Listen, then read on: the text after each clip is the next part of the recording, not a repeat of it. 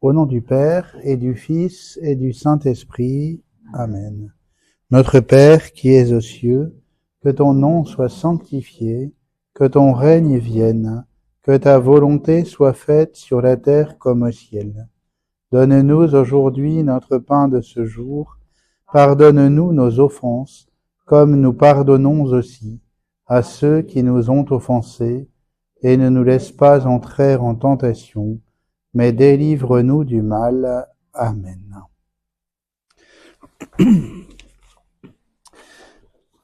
Alors, la dernière fois, on avait fait la deuxième partie sur la Sainte Trinité. Après, je voudrais commencer le mystère de l'Église. On va faire un petit passage par quelque chose qui n'est pas très drôle, à savoir le péché originel. Parce que l'Église nous donne les sacrements de la rédemption, c'est-à-dire du salut. Il faut bien savoir de quoi on est sauvé et pourquoi. Et donc, la question du péché originel soulève beaucoup de questions, d'interrogations, de perplexités. On va essayer de voir un peu, de distinguer un peu les choses, de voir un peu plus clair dans cette question-là. J'ai commencé la prière, on a dit la prière de début avec le Notre Père, parce que précisément la question du péché originel, c'est toute la question de la filiation. Le fait d'être fils de Dieu, de perdre cette qualité d'enfant de Dieu, ou bien de l'être véritablement. Le Seigneur nous a dit qu'en priant, on pouvait appeler Dieu notre Père. Qu'est-ce que ça veut dire que le fait de pouvoir perdre cette qualité d'enfant de Dieu, de quelle manière? Est-ce que Dieu lui-même ne nous considère plus comme ses enfants? Ce n'est jamais le cas. Dieu ne change pas d'avis, il reste éternellement le même. Mais de notre côté, les choses se jouent. Alors, la question du péché originel, je vais la développer en plusieurs points. D'abord, le péché originel dans la liturgie du baptême. On vient de fêter le baptême du Christ dimanche dernier. Le baptême est la porte des sacrements par laquelle nous entrons dans l'Église, par laquelle nous devenons enfants bien-aimés de Dieu. Nous sommes déjà ces créatures aimées, évidemment. On devient enfants bien-aimés de Dieu dans le Christ. Et le baptême est le sacrement qui rachète les péchés. C'est pas l'absolution donnée par le prêtre lors de la confession, le sacrement par excellence qui remet les péchés, c'est le baptême. On se confesse quand, après notre baptême, nous éloignons du Seigneur à nouveau pour revenir à lui. Mais c'est le baptême qui nous met dans la sainteté de Dieu. Les catéchumènes, au moment d'être baptisés, ne se confessent pas avant d'être baptisés. C'est le sacrement du baptême qui leur remet tous leurs péchés. Donc on va voir la question d'abord du péché originel dans la liturgie du baptême. Comment est-ce que dans la liturgie du baptême est manifestée cette notion de péché originel? Le lien qu'il y a du coup entre le péché originel et le baptême. Ensuite, la question du péché. Qu'est-ce que c'est que le péché? Parce que vous parlez du péché originel, il faut comprendre un peu ce qu'est le péché. Ensuite, on verra le péché d'Adam ou le péché des origines, c'est-à-dire le péché originel en tant qu'il a été commis. Et ensuite, on verra le péché originel contracté, c'est-à-dire qu'est-ce qu'on entend par le péché originel que nous avons. C'est pas que nous commettons le même péché que celui des origines, mais pourquoi est-ce qu'il se contracte? Comment? Et qu'est-ce que ça signifie? Et enfin, le salut annoncé dès le péché. On va voir comment est-ce que Dieu, dès le péché, annonce le salut. Il ne nous laisse pas mariner. Son cœur est déjà de toute éternité disposé à nous sauver. Et voilà, avec une petite question à la fin, qui est une question pourquoi Dieu n'a-t-il pas empêché le premier homme de pécher? Pourquoi est-ce qu'il n'a pas empêché ce péché originel? C'est un peu là. Ça aurait évité bien des choses. Alors on va se confronter un peu à la question. D'abord le péché originel. J'ai pas mis là.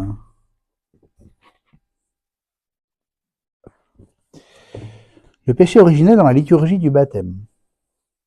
Dans le rituel du baptême des petits enfants, la première formule de ce qu'on appelle la prière d'exorcisme et de délivrance, dans le nouveau rituel du baptême, dit « Par la passion de ton Fils et sa résurrection, arrache-le au pouvoir des ténèbres. » Ce qui signifie, c'est le rituel du baptême des petits enfants. Ce qui signifie que bien que n'ayant commis aucun péché actuel, c'est-à-dire en acte, ou aucun péché personnel, l'enfant est soumis d'une certaine manière au pouvoir des ténèbres, puisqu'on demande à Dieu de l'arracher au pouvoir des ténèbres. La deuxième formule dans ce rituel est plus claire encore et contient l'expression péché originel. Le rituel dit à ce moment-là, donc c'est juste avant le baptême lui-même, « Nous te supplions pour ce petit enfant qu'il soit racheté du péché originel ». Le mot « racheter », il fait directement référence à la notion de rédemption. J'avais déjà eu l'occasion de le dire, je pense, mais le mot rédemption, littéralement, il signifie rachat. Jésus nous rachète pour que nous soyons à nouveau à Dieu. Et il paye comme prix de ce rachat son propre sang, en nous disant, la valeur que je donne à ta vie, c'est la valeur de la mienne, puisque je donne ma vie pour racheter la tienne. Donc le mot racheter ici dans ce rituel fait directement référence à la rédemption accomplie par Jésus sur la croix. Alors voilà pour ce qui est, on voit que dans la liturgie du baptême, il y a la formule de péché originel. Rachète-le qu'il soit racheté du péché originel. Donc qu'est-ce que c'est que ce péché originel? D'abord le lien qu'il y a entre le péché originel et le baptême. Quels sont les effets du baptême? Les effets du baptême, c'est justement la remise de tous les péchés. Pour ceux qui sont baptisés en ayant pu commettre des actes mauvais, qui se détournaient du bien, c'est-à-dire ceux qui ont atteint l'âge de raison, la capacité de commettre un acte en conscience, eh bien, ceux qui sont baptisés après cet âge-là, le baptême remet tous leurs péchés personnels, remet le péché originel à tous, et les peines du péché, dont la plus grave est la séparation avec Dieu, ce qu'on appelle la peine du dam, ou la damnation. Ça veut dire littéralement la séparation avec Dieu. Le péché nous sépare de Dieu, Dieu nous remet en amitié avec lui. Donc c'est la partie, on va dire, en creux du baptême, qui remet dans l'état de justice originelle. C'est-à-dire, mettons, Adam et Ève avant le péché sont dans ce qu'on appelle l'état de justice originelle, ils sont justes. Le péché nous fait perdre cette justice, le baptême nous remet dans cette justice. On va voir qu'il ne fait pas que cela, il va bien plus loin que ça. Demeure tout de même après le baptême ce qu'on appelle la concupiscence en théologie, c'est-à-dire une inclination au péché, à tout type de péché, hein, c'est pas lié seulement au péché de la chair. Le mot concupiscence fait penser à ça, mais en fait la concupiscence littéralement, ça veut dire l'inclination au péché de manière générale. Vous voyez bien que quand nous sommes baptisés, eh bien nous ne sommes pas libérés de l'inclination au péché, de la tentation de péché. On appelle la concupiscence. Et demeurent aussi, même après le baptême, d'autres conséquences du péché, comme la souffrance, la maladie physique ou psychique, la mort, les faiblesses de caractère, etc.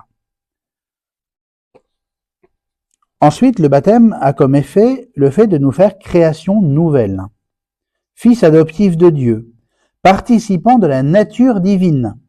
On n'est pas seulement remis dans l'état de justice originel, Dieu veut nous faire participer à ce qu'il est éternellement. Membre du Christ, co-héritier avec le Christ. Donc si nous sommes co-héritiers avec le Christ, nous sommes co-héritiers de tout ce que Dieu donne à son Fils, de tout ce que le Père donne à son Fils au sein de la Trinité, et temple de l'Esprit Saint. Cet Esprit vient habiter en nous. C'est la partie, on va dire, en plus du baptême. C'est-à-dire qu'il ne fait pas que nous remettre dans l'état de justice originelle, mais qui nous donne bien plus. Dieu veut que nous soyons divinisés. Par la grâce sanctifiante donnée au baptême, la Sainte Trinité donne aux baptisés de croire en Dieu, d'espérer en lui et de l'aimer. C'est ce qu'on appelle les vertus théologales, la foi, l'espérance et la charité. On les appelle théologales parce qu'elles ont Dieu comme objet. Théos, c'est Dieu en grec. On croit en Dieu, on espère, c'est-à-dire qu'on désire Dieu et on l'aime. Et cette charité se manifeste aussi sur tous les autres. Et la Trinité nous donne de pouvoir vivre et agir sous la motion du Saint-Esprit par les dons du Saint-Esprit, qu'on reçoit en plénitude au jour de la confirmation. Sagesse, intelligence, science, force, conseil, piété, crainte de Dieu, qui veut dire la conscience de la grandeur de Dieu. La crainte de Dieu, c'est pas la peur de Dieu, c'est la conscience de la grandeur de Dieu, qui est très bonne parce que c'est ce qui fait qu'on peut lui faire confiance. Si Dieu seulement nous aimait mais qu'il n'était pas infiniment grand, Ce serait très bon de sa part de nous aimer, mais il n'aurait pas le pouvoir de nous hisser. Il faut aussi qu'il soit infiniment grand, infiniment puissant pour pouvoir nous sortir de nos ornières.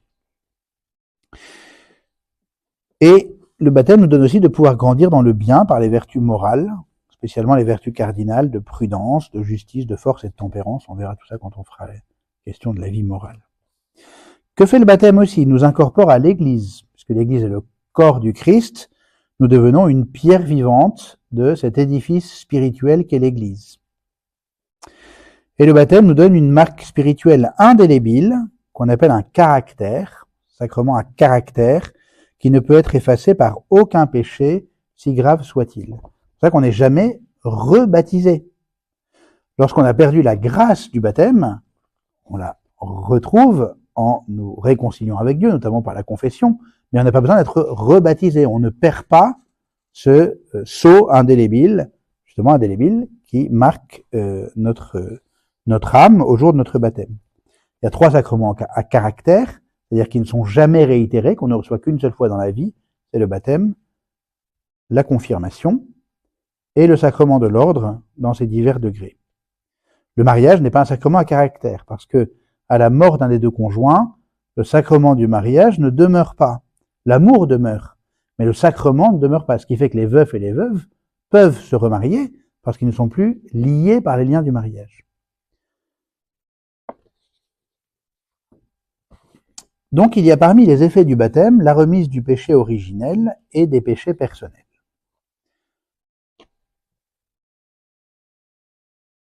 L'absolution sacramentelle, donnée dans la confession d'ailleurs, n'est pas arrivée tout de suite dans l'Église. On n'a pas commencé à se confesser dès que l'Église a commencé d'exister. Puisque c'est vraiment le baptême qui remet les péchés par excellence. Mais comme on s'est aperçu petit à petit qu'on pouvait continuer à pécher après le baptême, eh bien on s'est demandé comment est-ce qu'on allait pouvoir revenir dans l'amitié avec Dieu après avoir commis des péchés graves après le baptême. Et notamment se poser la question pour les soldats qui versaient le sang. Alors, la question de la guerre juste, ou ça agitait tous les premiers pères de l'Église. Mais de plus en plus de fidèles finissaient par ne recevoir le baptême que sur leur lit de mort, parce qu'ils étaient sûrs qu'au moins, ils ne recommettraient pas de péché après le baptême. Le problème, c'est que le baptême ne nous a pas été donné pour qu'on le reçoive sur le lit de mort, il nous a été donné pour qu'on puisse vivre en enfant de Dieu durant toute notre vie. C'est le cas de l'empereur Constantin, par exemple, qui il s'est converti en 312, mais il a reçu le baptême sur son lit de mort en 337.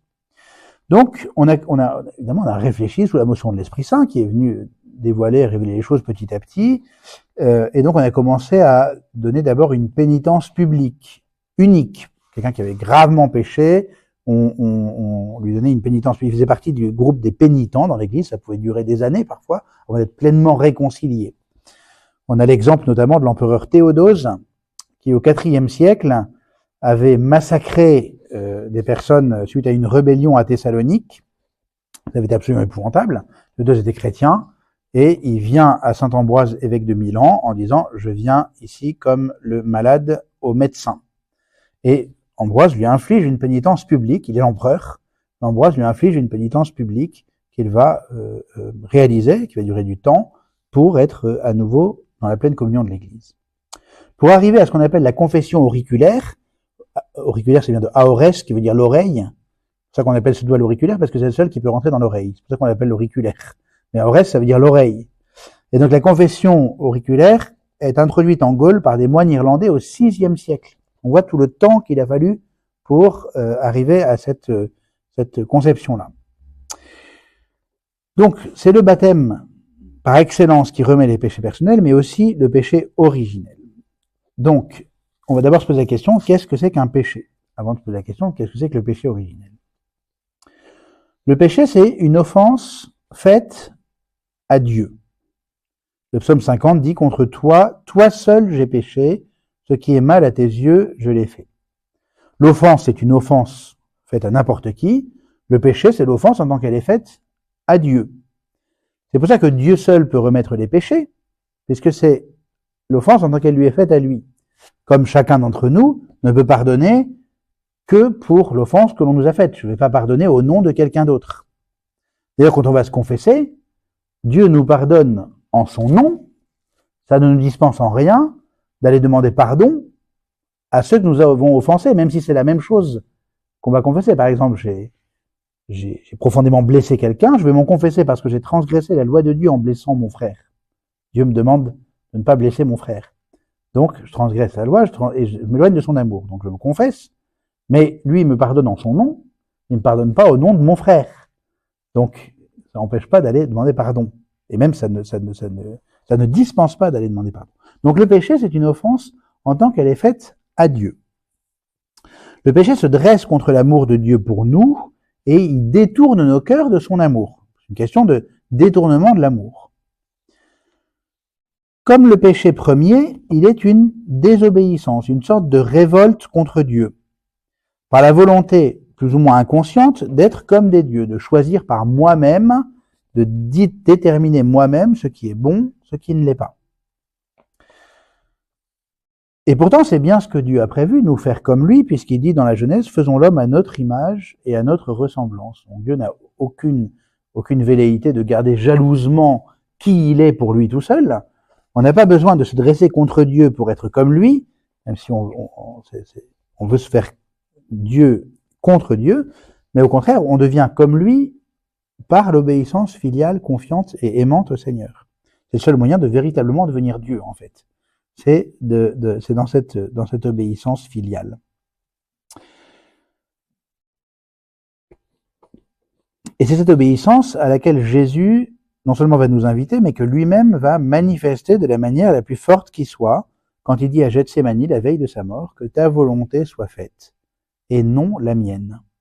Donc il répond à la désobéissance des premiers parents par son obéissance pleine et entière, qui manifeste quoi? Son amour confiant. C'est pas une obéissance au sens de fais de moi ce que tu veux, c'est pas grave, comme si le père ne l'aimait pas et qui s'offre en victime d'un désamour. Non, il s'offre à cause de l'amour de son père auquel il répond pleinement.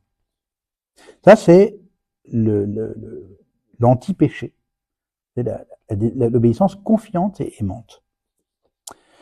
Le péché est aussi une faute contre nous-mêmes, contre l'homme, puisqu'il blesse la nature de l'homme qui est faite pour Dieu, et il porte atteinte aussi à la solidarité humaine. On le voit dans le péché originel, hein. C'est pas moi, c'est elle, c'est pas moi, c'est le serpent. Donc il n'y a plus de solidarité, il y a juste chacun sauve sa peau comme il peut. Voilà. Ça blesse la relation avec Dieu et ça blesse la relation entre nous. Mais pour commettre un péché, il faut la réunion de 3 conditions. Ça, c'est très important, on en a peu conscience. Il faut ce qu'on appelle la matière. La matière, c'est ce que je fais effectivement. Je prends un poignard et je le plante dans le cœur de quelqu'un. Bon, ça c'est la matière du péché. Je tue quelqu'un, littéralement. Mais pour que ce soit un péché, il faut qu'il y ait 2 autres conditions qui soient remplies. À savoir ce qu'on appelle l'advertance, le fait de savoir que c'est un péché. Si je fais quelque chose, je ne sais pas que c'est mal, et ça peut tout à fait arriver. Parfois, la culture est venue tellement étouffer la loi naturelle inscrite dans le cœur de l'homme, des choses on ne sait plus que c'est mal. Un enfant qui est né dans une famille de narcotrafiquants ne va pas du tout avoir la conscience que vendre de la drogue, c'est pas bien. Tellement ça va faire partie de la culture familiale, de l'entourage, etc. Peut-être qu'il y a quelque chose qui va lui dire au fond de lui, mais c'est très difficile pour que ça émerge véritablement. Donc il faut l'advertance, et il faut aussi ce qu'on appelle le propos délibéré, c'est-à-dire la volonté libre. Or, les 2 dernières conditions, l'advertance, le fait de savoir que c'est un péché, et le propos délibéré, c'est pas évident à déterminer. Spécialement le propos délibéré, c'est-à-dire la part de liberté qu'on a. Puisqu'à notre liberté se mêlent notre tempérament, notre éducation, notre culture, nos blessures diverses et variées, notre enfance, tout un tas de choses qui viennent de plus en plus atténuer en fait la part de liberté réelle qu'on peut avoir. C'est pas à nous de déterminer finalement la part de liberté qu'on a dans un acte mauvais qu'on commet. Quand on va se confesser, on vient pas se faire le juge de nous-mêmes, on vient dire à Dieu, j'ai fait ça, j'en demande humblement et simplement pardon. Le Seigneur lui seul est juge et capable de savoir en réalité la part de liberté qu'il y a. C'est pour ça que le Seigneur nous invite à ne pas juger aussi, il dit que seul Dieu peut juger. Ne pas juger, ça veut pas dire justifier quelqu'un, ça veut pas dire non, en fait c'est pas sa faute, on n'en sait rien non plus. Ça veut dire s'abstenir de porter un jugement sur le cœur d'une personne. Seul Dieu sait véritablement le fond d'un cœur. Et même pour nous-mêmes, saint Paul dit, je ne me juge même pas moi-même, parce qu'il sait bien on se connaît si peu finalement. On est souvent étonné par nous-mêmes. Il y a une part de nous-mêmes qui nous est accessible, mais il y a aussi toute une part qui nous est très peu accessible en réalité. Voilà. Donc ça, c'est important pour avoir la conscience de ce qu'est le péché. Il y a la matière, mais il y a aussi l'advertence et le repos délibéré. Je pense à quelqu'un, je reprends l'exemple de mon poignard dans le cœur de quelqu'un. Si la personne est hypnotisée, par exemple, et qu'elle n'a plus aucune faculté consciente, elle n'a aucune responsabilité. Pourtant, c'est bien elle qui va commettre l'acte matériel. Mais elle n'a aucune responsabilité dans l'acte qu'elle va commettre. Donc là, c'est un exemple extrême. Mais voilà, ça dit quelque chose. C'est ce qu'on appelle en justice humaine aussi les circonstances atténuantes ou aggravantes. Mais donc le péché, c'est la réunion de ces trois conditions-là. Lorsque la matière est grave, et que le péché est commis en pleine conscience et vraiment de propos délibéré et volontaire, je veux le faire, alors on parle de péché mortel. C'est-à-dire parce qu'il tue la grâce en nous. Il tue la charité en nous. Et donc il nous sépare de Dieu. Par rapport au péché qu'on appelle véniel, qui blesse la grâce sans la tuer. Je pense, si j'ai un ami, je suis en colère, je casse je sais pas, une assiette de son service, voilà, ça va blesser l'amitié, mais ça va pas être très grave. Si je brûle sa maison, ça va être plus problématique. Vous voyez là, voilà, il y a des choses qui nous éloignent profondément. Mais il ne s'agit pas de savoir dans quel état on est, il s'agit d'avoir le désir d'être dans la grâce de Dieu. C'est ce que répond Sainte Jeanne d'Arc quand ses juges lui demandent « Est-ce que vous pensez être en état de grâce ?» C'est un piège. Si elle répond oui, on va dire qu'elle est bien présomptueuse. Et si elle répond non, on va dire bah, « Vous voyez que vous êtes une grave pécheresse. » Elle répond simplement « Si je n'y suis, Dieu m'y mette, si j'y suis, Dieu m'y garde. » C'est-à-dire qu'elle ne cherche pas à savoir quel est son état, elle a le désir d'être dans la grâce de Dieu. Donc bah, si je suis pas dans la grâce de Dieu, que Dieu m'y mette, et si j'y suis, qu'il m'y garde. C'est une magnifique réponse. Une jeune fille qui est face à ses juges, ça c'est les actes du procès, je conseille d'ailleurs les actes du procès de Jeanne d'Arc, parce que vraiment on a toutes les réponses minutées, c'est les minutes du procès. Voilà, donc elle répond cela, et ça nous donne, pour nous-mêmes, une dame qui me disait, je sais pas si je suis prête, qui peut-être se prépare à partir vers le Seigneur, qui dit, je sais pas si je suis prête, je sais pas si je suis prête. Je dis, mais la question c'est pas de savoir si vous êtes prête, c'est d'avoir le désir d'être prête. Ah oui. Ah bah oui, alors. Voilà. Donc, on comprend bien toutes ces notions-là pour la question des péchés personnels, mais alors qu'est-ce que le péché originel qu'on ne commet pas personnellement, mais que on pense très injustement, on contracte lorsque nous sommes conçus, lorsque nous devenons humains. D'abord, le péché d'Adam, qu'on appelle le péché des origines. Le péché d'Adam, le péché des premiers parents, le péché originel en tant qu'il a été commis. Alors d'abord, la question de son historicité. Grande question. Est-ce qu'il y a vraiment une histoire de fruits et d'arbres? Est-ce que Adam et Ève étaient des hommes comme nous, qui pouvaient parler, alors tout ce qu'on sait sur la science, etc. L'Église ne dit pas grand-chose sur cette question-là, mais elle dit au moins une chose. D'abord, il faut bien comprendre que la Genèse n'a pas la prétention d'écrire une chronique historique qui, parce que quelqu'un aurait été présent, raconte ce qui s'est passé tel que ça s'est passé. La Genèse dit des vérités très profondes et très réelles à partir d'un langage imagé. Mais du coup, le risque, c'est de se dire, en fait, il n'y a rien d'historique dans tout ça, c'est juste une fable pour nous faire comprendre qu'il y a le mal et le bien qui se mélangent en nous. Seulement, si le Seigneur crée tout bien, il n'y a pas de mal en Dieu, il ne nous crée pas avec le mal, il a bien fallu quand même qu'il y ait un moment ou un autre où le mal, cette séparation, cette division, commence à être. Ou alors sinon, c'est que Dieu nous a créés comme ça. Alors, il n'est pas vraiment bon. Alors, que dit l'Église exactement sur cette question? Tout le magistère et toute la tradition de l'Église, jusqu'au Concile Vatican II, enseigne cela. Le récit de la chute utilise un langage imagé, mais il affirme un événement primordial, un fait qui a eu lieu au commencement de l'histoire de l'homme. Un fait qui a eu lieu au commencement de l'histoire de l'homme. La révélation nous donne la certitude de foi que toute l'humanité est marquée par la faute originelle librement commise par nos premiers parents. Ça, c'est ce que dit le catéchisme, ce que c'est la foi de l'Église. Nous voyons donc à la fois l'affirmation d'un langage imagé, qui exclut le littéralisme biblique, en même temps que celle d'un événement primordial ayant eu lieu au commencement de l'histoire de l'homme et donc qui est historique. Cette phrase « ayant eu lieu au commencement de l'histoire de l'homme » est tirée de la constitution pastorale Gaudium et Spes du Concile Vatican II, numéro 13, paragraphe 1. Donc c'est la constitution du Concile Vatican II sur l'Église dans le monde de ce temps. Et à un moment, il fait référence au péché originel. Établi par Dieu dans un état de justice, l'homme séduit par le malin dès le début de l'histoire a abusé de sa liberté en se dressant contre Dieu et en désirant parvenir à sa finalité hors de Dieu, sans lui. Ayant connu Dieu, ils ne lui ont pas rendu gloire comme à un Dieu, mais leur cœur inintelligent s'est enténébré et ils ont servi la créature de préférence au Créateur. Je dis toujours Gaudium et Spes. Tout ça, c'est le Concile Vatican II. Ce que la révélation divine nous découvre ainsi, notre propre expérience le confirme. Car l'homme, s'il regarde au-dedans de son cœur, se découvre enclin aussi au mal, submergé de multiples maux qui ne peuvent provenir de son Créateur, si on croit qu'il est bon.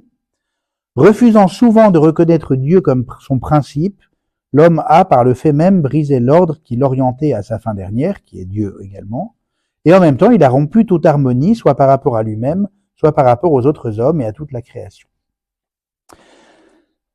Il y a quelque chose en nous, nous le voyons bien dans notre propre cœur, qui est divisé. Comme dit saint Paul, le mal que je ne voudrais pas faire, je le commets, le bien que je voudrais faire, je ne le commets pas. Combien de fois on dit, bon allez, cette fois-ci, j'arrête de faire ça, j'arrête de dire ça, Puis on voit bien qu'il y a des forces plus fortes que nous, comme on dit, qui nous entraînent. Il y a cette division intérieure. Il y a donc eu, historiquement, au début de l'histoire humaine, un péché concret, une première fois où il y a eu un nom qui a été dit, que la Genèse raconte sous la forme imagée du fruit défendu, mais très concrètement comme volonté d'être comme Dieu sans lui, contre lui, alors qu'il veut qu'on soit comme Dieu avec lui. Pourquoi et comment ce péché s'est-il propagé à tous ceux qui possèdent la nature humaine? Ça, c'est la deuxième question. On dit, c'est leur problème. Pourquoi ça vient nous enquiquiner aujourd'hui? Alors, je fais juste un petit détour d'abord par la chute des anges. On appelle les anges et les démons. On ne peut pas parler du péché d'Adam et Ève sans passer par l'existence des anges, puisqu'il y a cette question du serpent menteur dans le livre de la Genèse, qui montre que ça vient pas de l'homme directement tout seul. Les anges, qu'est-ce que c'est? C'est des êtres créés par Dieu, comme nous, mais purs esprits, qui ne sont pas corporels, et qui ont été créés comme nous pour louer Dieu, et aussi pour être ses messagers auprès des hommes. Angelos, en grec, littéralement, ça veut dire le messager. Angelion, c'est le message. Et eu angelion, c'est le bon message, la bonne nouvelle. Ça donnait évangile. Ange et évangile, c'est la même étymologie.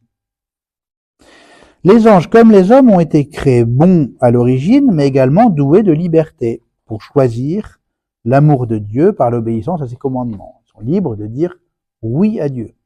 Dieu ne veut pas, pour les êtres doués de liberté, qu'ils soient des marionnettes, mais qu'ils puissent lui répondre librement. Et donc les démons, ce sont des anges qui ont choisi volontairement, radicalement et irrévocablement de refuser Dieu et son règne. Donc ce sont simplement des anges, le démon n'est pas aussi fort que Dieu. Quand on parle du combat du bien contre le mal, il n'y a pas une espèce de force égale dont on ne sait pas très bien l'issue du combat. Il y a Dieu au-dessus de tout et de tous. Le 4e concile du Latran, en 1215, nous dit le diable et les autres démons ont certes été créés par Dieu naturellement bons, mais c'est eux qui se sont rendus mauvais. Cette rébellion contre Dieu se trouve précisément dans les paroles du serpent à Ève. Vous deviendrez comme des dieux. par la désobéissance à Dieu. J'avais eu un jésuite, un prêtre jésuite à Rome, qui était devenu exorciste, un des exorcistes du diocèse de Rome, et qui était venu nous faire une conférence. Et qui nous avait dit, comme tout bon jésuite, avant de devenir exorciste, je ne croyais pas à l'existence du diable. Après, j'ai compris. Voilà. Il nous a dit, tous les séminaristes devraient faire un jour assister à un exorcisme majeur pour comprendre la réalité de la réalité matérielle de l'existence du diable et du démon. De fait, s'il y a des anges et qui sont libres, c'est comme pour nous, hein, on peut dire non à Dieu. Le démon est simplement un menteur, c'est le père du mensonge, parce que il ment à Ève pour arriver à ses fins. Il introduit en elle le soupçon que Dieu veut tout garder pour lui de manière jalouse, et qu'en fait, il ne donne pas à l'homme ce qui est bon pour lui. Alors, on va entrer un peu plus profondément dans cette question du péché originel commis. Là où le démon est un illusionniste subtil, c'est qu'il se sert d'une part de vérité et de bonté pour tenter au mal. Le mal, il n'existe pas en tant que tel. Le mal, c'est une absence, une pure absence. De la même manière que l'obscurité n'existe pas en tant que telle. Donc, il va chercher à partir de ce qui est bon pour le pervertir, le détourner. Il fait remarquer à Ève que le fruit défendu, il est désirable. Et c'est vrai qu'il est désirable puisqu'il est créé par Dieu, et que tout ce que Dieu crée est bon. Mais il va réussir à faire passer la désidérabilité du fruit avant la volonté d'obéir filialement et en confiance à celui qui a demandé de ne pas y toucher. Sachant qu'il permet absolument tout le reste. Donc c'est pas... c'est intéressant ça, comme vous pouvez manger de tout, sauf un. C'est pas vous pouvez manger que d'un et rien du reste. Non.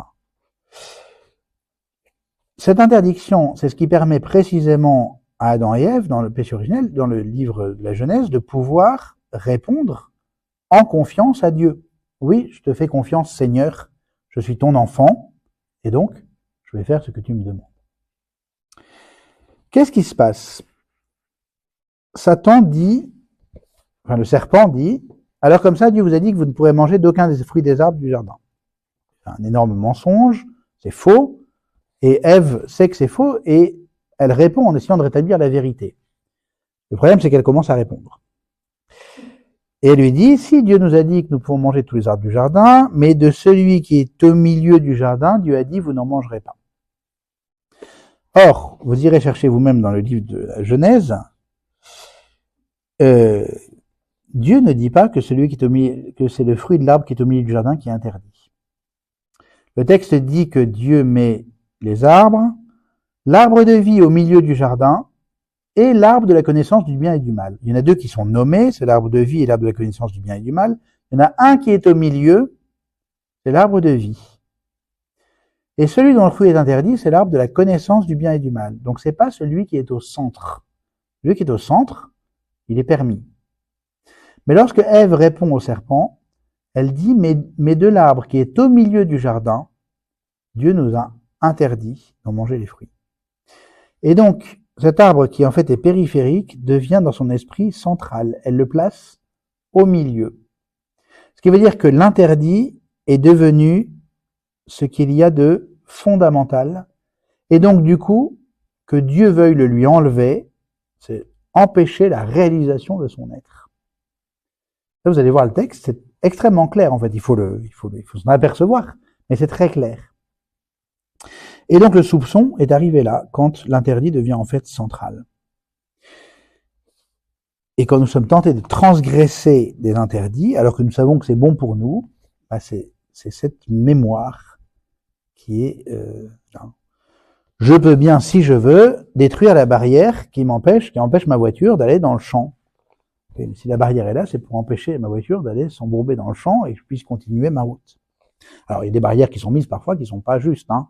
Mais ça, c'est une autre question. Celles que Dieu met, elles sont justes.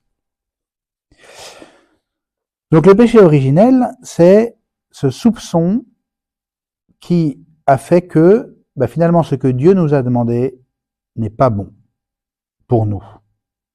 Et donc, on choisit de déterminer par soi-même ce qui est bon, d'où la notion de connaissance du bien et du mal, connaissance, mais au sens de détermination par soi-même, en fait, du bien et du mal, qui va nous couper. Qu'est-ce qui se passe? Nous couper de Dieu et nous couper les uns des autres. Parce que qu'est-ce qui se passe après que la femme a mangé, que l'homme a mangé? Ils se cachent, ils ont peur. Ils s'aperçoivent qu'ils sont nus, c'est-à-dire que, ça c'est très intéressant dans le texte aussi, la nudité, c'est pas seulement la nudité physique, c'est le fait de pouvoir être les uns devant les autres sans barrière. Là, cette peur qui naît, cette ouverture des yeux qui naît, fait que l'ordre de l'harmonie est détruit. Donc, on devient les prédateurs les uns pour les autres, donc on se cache, on a peur. Peur de Dieu, peur les uns des autres. Et donc Dieu dit, est-ce que tu as mangé Dieu se promène dans le jardin. Très beau comment c'est écrit. Dieu se promène tranquillement, tout va bien. Il appelle l'homme. Où es-tu? Je me suis caché parce que j'ai eu peur. Ah, t'as mangé les fruits dont je t'avais interdit de manger. C'est pas moi, c'est elle. Ah, qu'est-ce que t'as fait? C'est pas moi, c'est le serpent. Alors, le serpent, il en prend plein la tête. Là, mais on va voir pourquoi c'est important. Alors, on voit toutes les conséquences. C'est très beau. C'est d'une très grande profondeur, en fait. Les conséquences de destruction de la confiance. Non seulement avec Dieu, mais entre les hommes aussi. Par le péché originel. Alors, depuis ce premier péché, on le voit dans le livre de la Genèse, après, il y a une véritable invasion du péché qui va inonder le monde. Qu'est-ce qui va se passer avec les fils d'Adam et Ève? Les deux premiers, Caïn et Abel, c'est le premier fratricide. Caïn tue Abel parce que il l'a mauvaise, parce que Dieu a agréé l'offrande de son frère. Et pourtant, quand il commence à faire la tête, Dieu vient le voir et lui dit, mais si tu es bien disposé, tu relèveras la tête. Si tu n'es pas bien disposé, le péché tapis dans ton cœur te dominera. Et de fait, il va tuer son frère. Caïn va tuer Abel. Et pourtant, Dieu va protéger Caïn. Il va à la fois devoir subir les conséquences de son geste et en même temps, il va continuer à être protégé.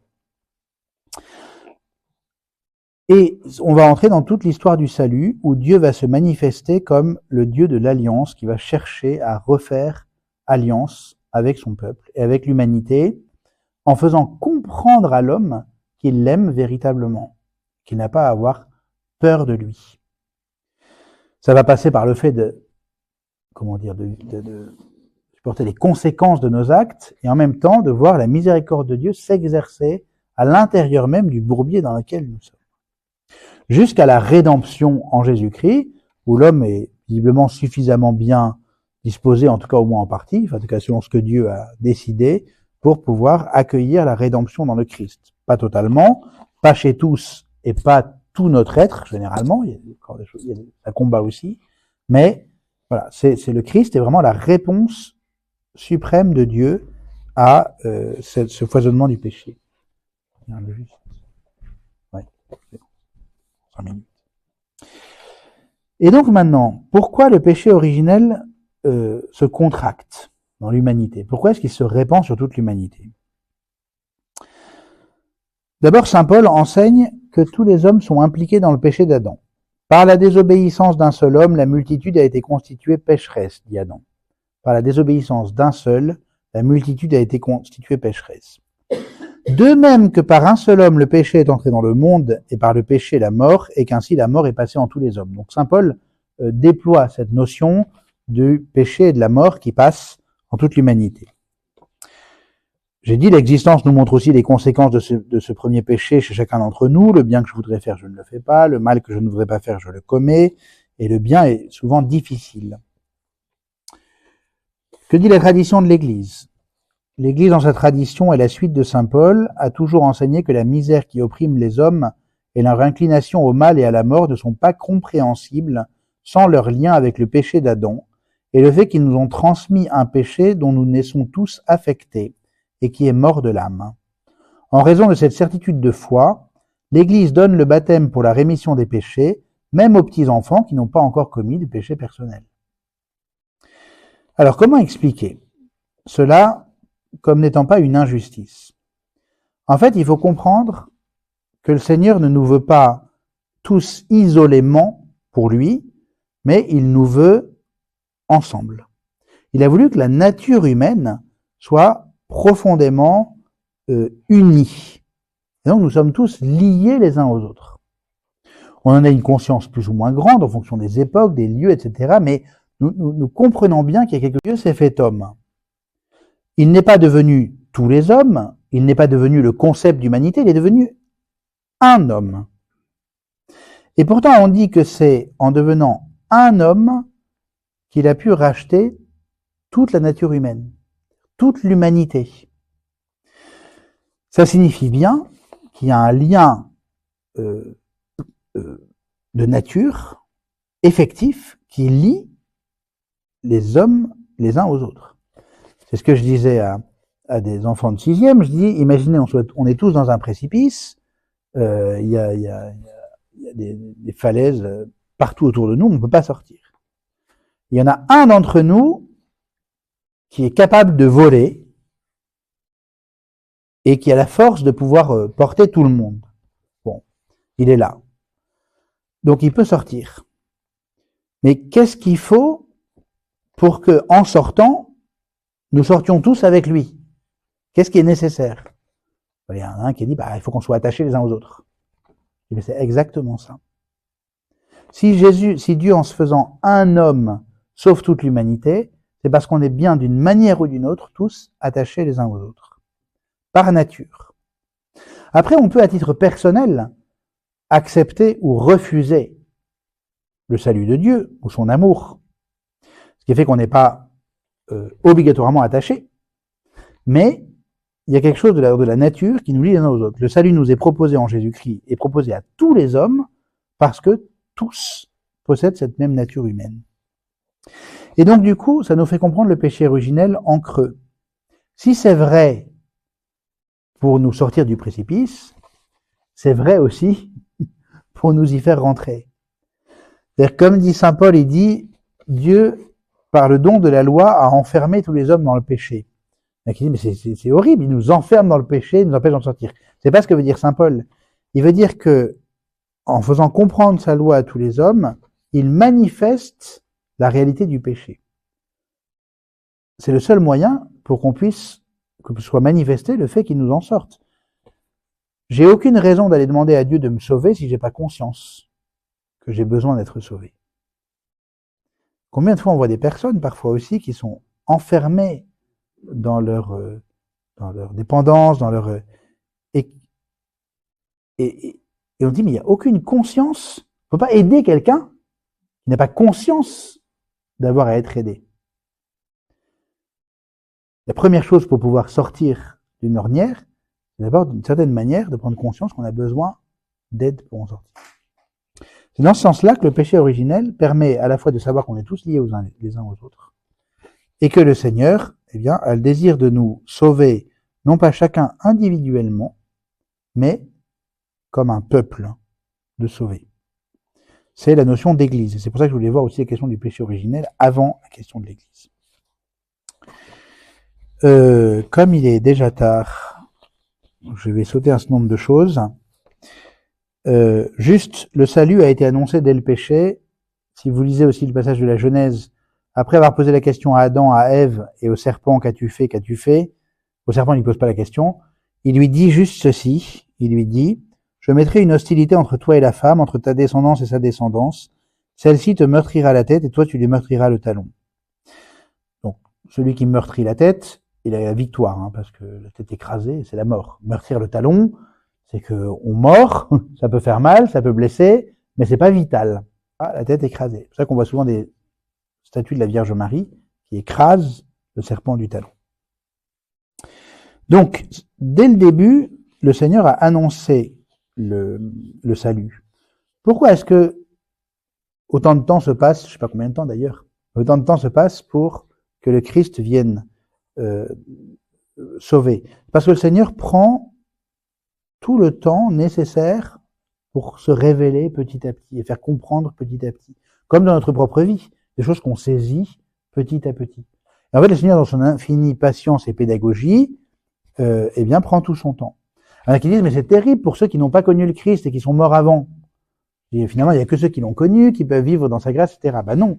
On revient pour la question de l'Immaculée Conception. La Vierge Marie est préservée du péché originel par une grâce venant déjà de la mort de son Fils. Abraham peut dire sa foi en Dieu par une grâce venant déjà de la mort du Christ. Parce que le temps, Dieu n'est pas soumis aux exigences du temps.